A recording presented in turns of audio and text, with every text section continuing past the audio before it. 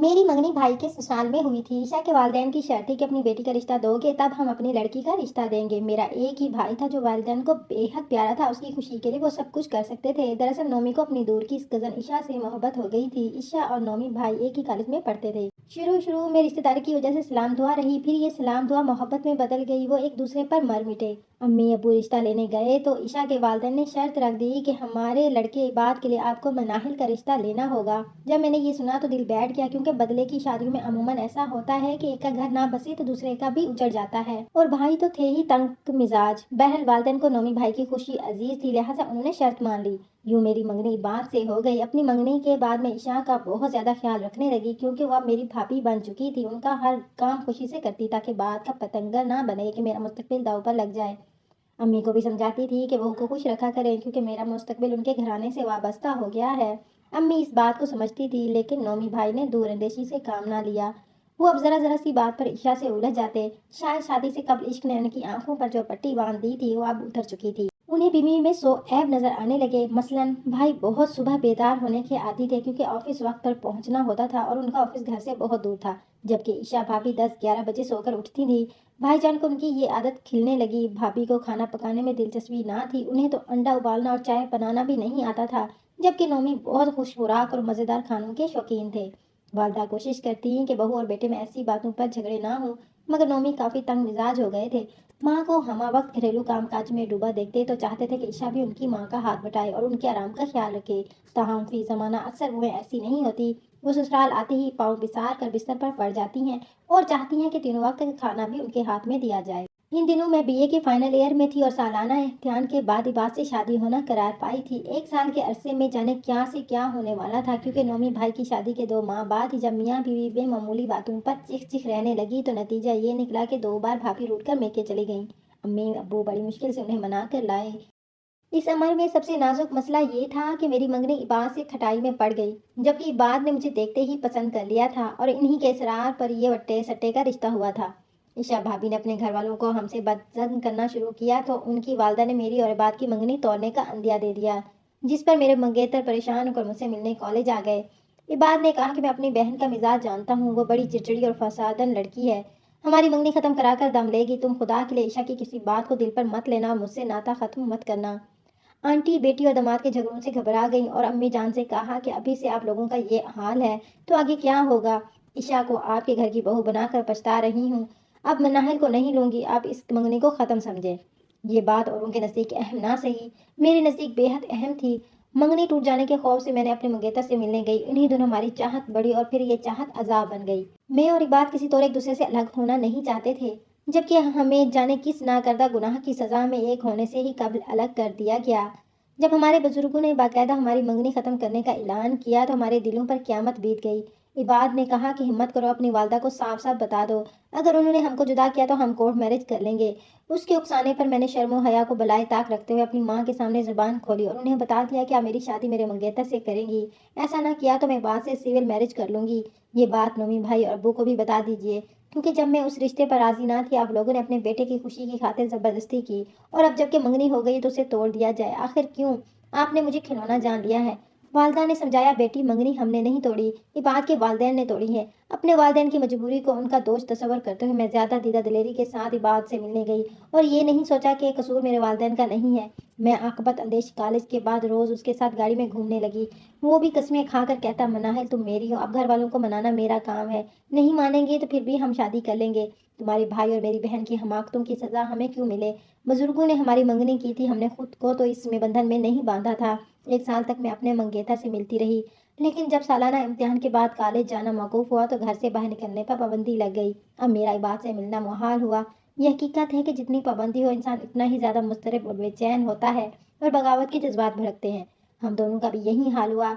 जब मुलाकात के रास्ते बंद हो गए तो बाद फोन पर इसरार करने लगे कि मैंने बड़े भाई और भाभी को मना लिया है, तुम किसी तरह मौका पाकर आ जाओ तो वो हमारा निकाह करा देंगे। रोज जी वो ये बात कहता। आखिर मेरा दिल मूम हो गया। एक रोज हिम्मत करके मैं घर से निकल पड़ी।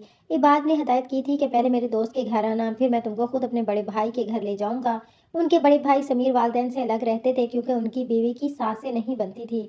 इबाद के उस दोस्त का नाम शाहिद था और उसकी गाड़ी पर इबाद मुझे कॉलेज से आकर सैर कराने ले जाते थे। उन्होंने एक बार शहद का घर भी दिखाया था, जो गर्ल्स कॉलेज से करीब था। شاہد گھر میں اکیلا رہتا تھا اور اس کے والدین گاؤں میں رہتے تھے۔ اتنی صبح مجھے دیکھ کر وہ حیران رہ گیا۔ میں نے آنے کا مقصد بتایا تو گھبرا گیا۔ کہنے لگا، مناہل بیبی، گاؤں سے امی ابو آئے ہوئے ہیں، ایسا کریں کہ میری گاڑی میں بیٹھیں، آپ کو عباد کے بڑے بھائی کے گھر لے چلتا ہوں۔ اس نے گھر کے اندر آنے نہ دیا بلکہ گیٹ کھول کر گاڑی باہر لایا اور مجھے بٹھا کر عباد کے بھائی کے گھر پر چھوڑ کر چلا گیا۔ جب عباد کی بھابھی نے دروازہ کھولا تو وہ مجھے گھر کے اندر لے گئی، لیکن نہایت سرد مہری سے بات کی۔ میں نے ان کو بتایا کہ میں عباد کے بلانے پر آئی ہوں، آپ اسے اطلاع کر دیں گی تو وہ آ جائیں گے۔ بھابھی نے اپنے خاوند کو بتایا، انہوں نے کہا کہ ان کو آفس جانے کو تاخیر ہو رہی ہے، واپس آ کر بات کریں گے۔ یہ کہہ کر وہ بغیر مجھ سے کلام کیے چلے گئے۔ بھابھی نے عباد کو فون کیا اور مجھ سے بات کرائی۔ اس نے کہا کہ تم انتظار کرو، میں آ رہا ہوں، لیکن شام ہو گئی، وہ نہ آیا۔ شام سے رات ہو گئی لیکن عباد نہ پہنچا۔ رات کو اس کے بڑے بھائی آ گئے۔ بیوی سے کہا، یہ عباد عجب احمق لڑکا ہے، لڑکی کو ہمارے گھر بلانے کی کیا ضرورت تھی؟ میں اپنی ابو کو فون کرتا ہوں کہ یہ کیا معاملہ ہے۔ سمیر بھائی نے اپنے والدین کو فون کیا کہ عشاء کی نند صبح سے ہمارے گھر آئی ہوئی ہے، کہتی ہے کہ عباد نے اسے بلایا ہے۔ اب آپ لوگ بتائیے مناہل کا کیا کریں؟ والدین نے جواب دیا کہ عباد نہیں آئے گا، البتہ ہم آ رہے ہیں۔ 1 گھنٹے کے بعد عباد کے والدین آ گئے، کہنے لگے، بیٹی چلو تم کو تمہارے ماں باپ کے پاس چھوڑ آتے ہیں۔ میں نے جواب دیا، آپ عباد کو بلائیے، میں پہلے ان سے ملوں گی اور ان سے ملے بغیر نہیں جاؤں گی۔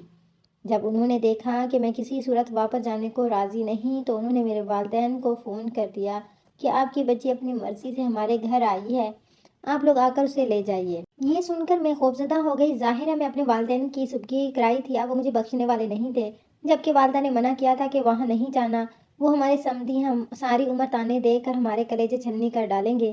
لڑکیوں کے بیاہ ایسے نہیں ہوتے، رخصتی کے وقت باپ کا ہاتھ سر پر نہ ہو تو بیٹی خاک ہو جاتی ہے۔ امی کے بول یاد آنے لگے۔ میں سمجھ رہی تھی کہ امی ابو فوراً مجھے لینے آ جائیں گے، مگر والد صاحب نے خلاف توقع ایسا جواب دیا کہ مجھے یقین نہ آیا۔ انہوں نے عباد کے والد سے کہا کہ اسے اپنے پاس ہی رکھیے، یہ ہماری اجازت کے بغیر سول میرج کرنا چاہتی ہے اور اپنی مرضی سے آئی ہے، ہم کس منہ سے اسے واپس لے جائیں؟ کل پھر اسی طرح گھر سے غائب ہو جائے گی۔ بھابھی کے والدین مجھے سمیر بھائی کے گھر چھوڑ کر چلے گئے۔ اگلے روز اتوار تھا اور سمیر بھائی کی چھٹی تھی، وہ گھر پر تھے اور میری وجہ سے کافی پریشان تھے۔ بیوی سے کہا، ہم اس کا کیا کریں؟ بیوی نے جواب دیا، عباد کو ڈھونڈو اور پوچھو کہ اس بیچاری کو کیوں بلایا ہے، خود کہاں غائب ہے۔ سمیر بھائی اپنے والدین کے گھر گئے، وہاں عباد منہ لٹکائے بیٹھا تھا اور ماں اس کو لان تان کر رہی تھی۔ سمیر بھائی نے کہا کہ اس کو ہرگز ہم کورٹ میرج کی اجازت نہیں دے سکتے، یہ احمق ہے، ہماری ساکھ اور نومی کے گھر والوں کی عزت خاک میں ملانا چاہتا ہے، کیا شادیاں ایسے ہوتی ہیں؟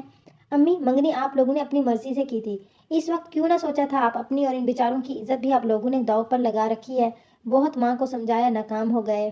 واپس آ کر مجھ سے کہا، مناہل بیبی اب تم میرا کہنا مان لو، میرے ساتھ اپنے والدین کے گھر چلو، میرا وعدہ ہے کہ اپنے والدین کو منا لوں گا اور ہم تم کو باقاعدہ بینڈ باجے کے ساتھ بیاہ کر لائیں گے۔ اس وقت عباد کو ابو نے گھر میں قید کر رکھا ہے، وہ نہیں آ سکتا اور تم کب تک ہمارے گھر اس طرح رہ سکتی ہو؟ ان کی بیوی نے بھی سمجھایا، غرض کوئی چارہ نہ پا کر میں ان کے ساتھ گھر آ گئی۔ گھر لوٹ کر نہ آتی تو کیا کرتی؟